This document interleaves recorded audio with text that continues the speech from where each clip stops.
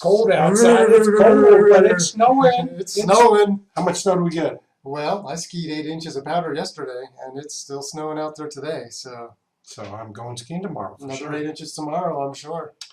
Lots of snow, great skiing and riding. Just had the Sundance Film Festival, and now it's time to talk about real estate. So we're here, Ron Wilstein and Doug Olmsted, with Keller Williams Luxury Properties to present the February 2019 Park City Market Talk webinar. Thank you very much for joining us today.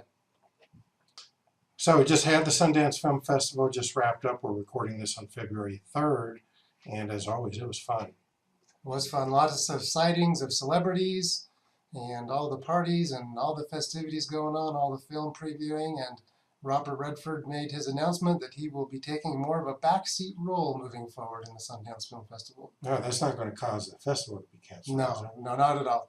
The festival is its own entity these days, and he's confident that it'll move forward. Old man's got to retire sooner or later. Yeah. But lots of things really happen here in Park City during the Sundance Film Festival. They have fashion shows. They got a lot of things. It's just a lot of fun. But the fun doesn't stop there. We've got the FIS World Champs here in town. Pretty awesome. Ski and snowboard World Championships. And it's being hosted at Solitude, Park City, and Deer Valley. There's the website, 2019worldchamps.com. In fact, let's just show it to you because we still have another week of the festivities. What's going to be happening here at this FIS Champs? Well, it began on Friday, February the 1st at Solitude Mountain Resort with the snowboarder cross and the ski cross, and there's a picture actually live there. And those guys are kind of crazy, I think. Big Air, the debut at the Olympics was at the Canyons Village. Yep. And I was just there, and that jump was enormous. It was quite intimidating to look at. There's so much snow. I know for the Olympics they actually built it out of a structure, but it's all real here in Park City. Yeah. Then we've got the Deer Valley hosts the aerials and the moguls, and that's always pretty crazy. We were talking about that. Just move your arm a little bit and your whole body goes. Pretty crazy. Half pipes at the base of the Park City Resort, and of course throughout the whole week there's concerts, there's fireworks, a lot of fun. So it's a big deal. It's a great thing to have in Park City. As we mentioned last month, Salt Lake did earn the Olympic bid, so assuming that America gets the Olympics, Salt Lake City will get it again, and this will occur either in 2026 or in 2030. So for those of us that were here for the 2002 Olympics, it is fantastic and it's just such a great energy, and we're excited to have the Winter Olympics back. It was awesome, and I met some distant relatives I'd never met because they wanted to come to Park City for the last Olympics. Probably happen again. Anyway, what are we going to cover in our content? We're going to focus in on as we do each and every month, Park City real estate market, giving you prices and number of sales. Then you see the differences. Definitely changes in our marketplace. We are going to talk about the impact of new construction on property sales and prices in Park City. All right, so without further ado, let's jump into it. Let's take a look at the Park City real estate market. The market is mixed as we've been reported, so we need to take a closer look at the details, starting with the fact that there were 1,081 sales over the last 12 months, homes, condos, and lots. Combined, all real estate brokerages combined, and that is a significant decrease, 22% or 304 sales for the year. Let's look at this graph together. In this graph, we break it down between homes, condos, and lots. You can see the home sales were down 10% from 568 down to 514. Condos down 37% from 635 to 401. And lots down 9% from 182 to 166 sales.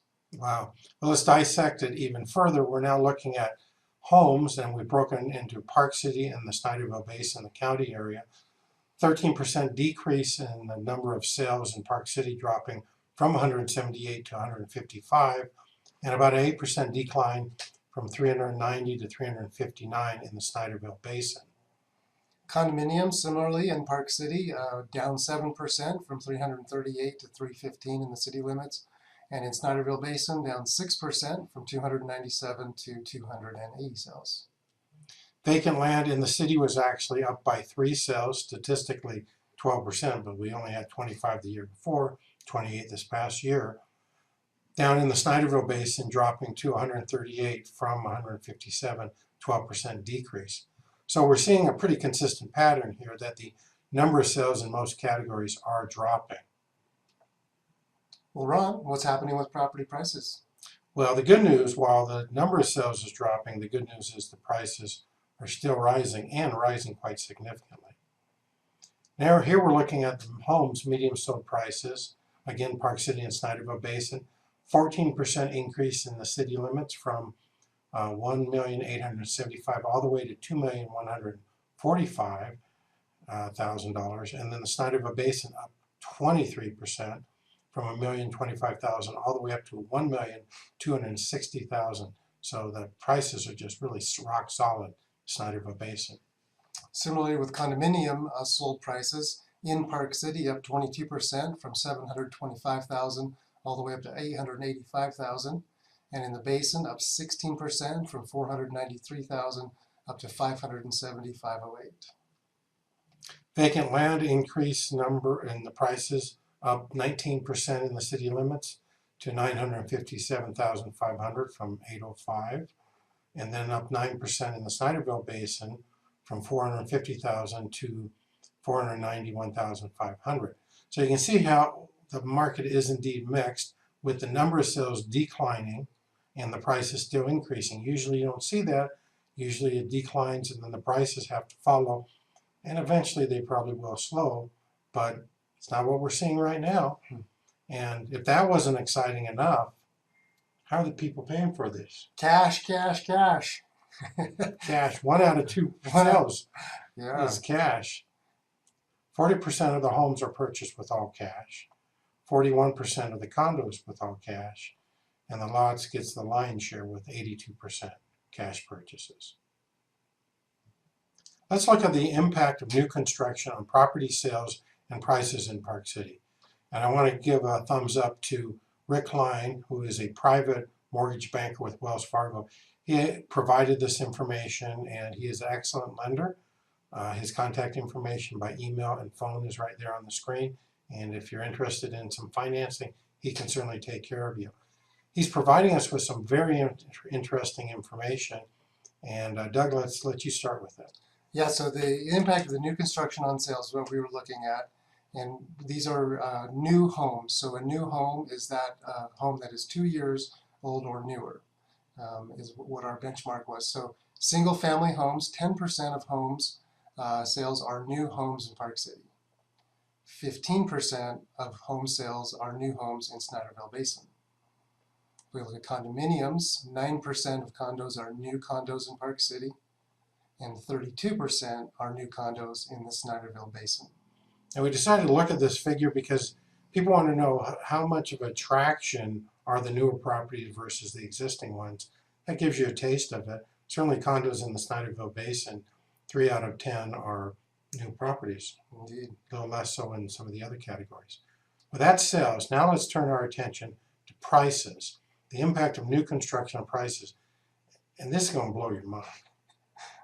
Single family homes in Park City, we're looking at the average price here at about $2.5 million.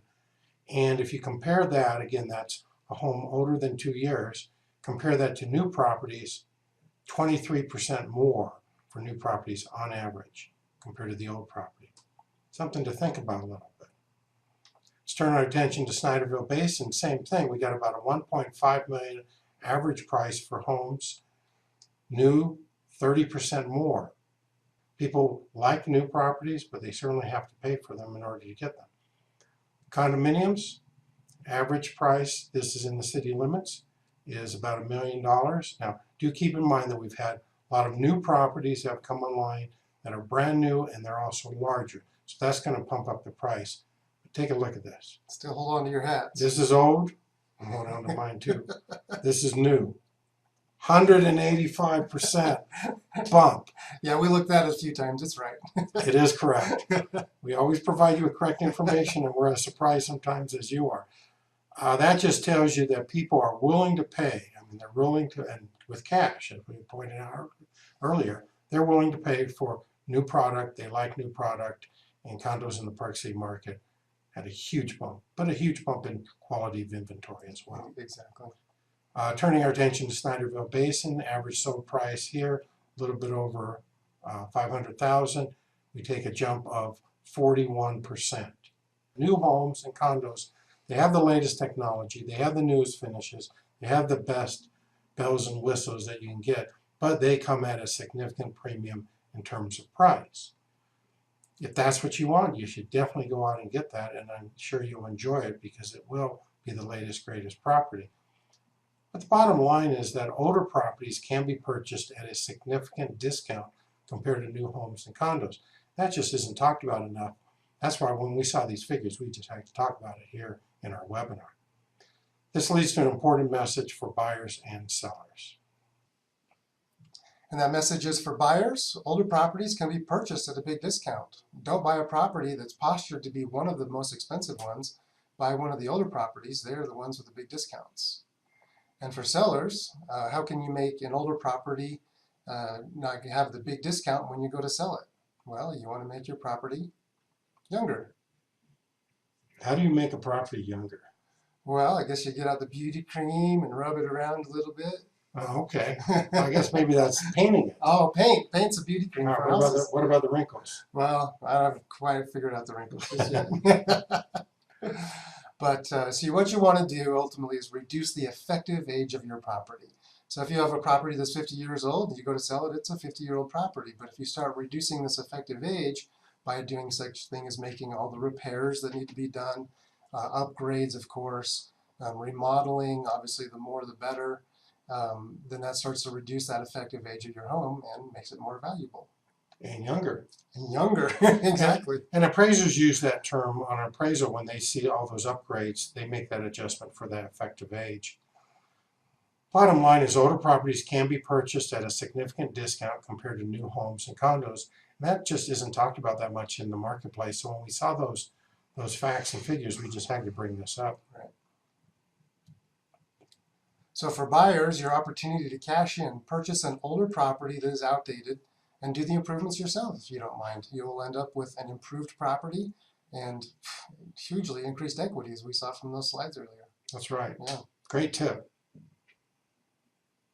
Well, that concludes our webinar for today. If you have any questions, feel free to reach out to Doug or myself, Ron at thewilsteinteam.com or Doug at thewilsteinteam.com, or give us a call. We're happy to call you back. Just leave your phone number and any question you have. We're always appreciative when you participate in our webinar. We're glad that you've done it here today.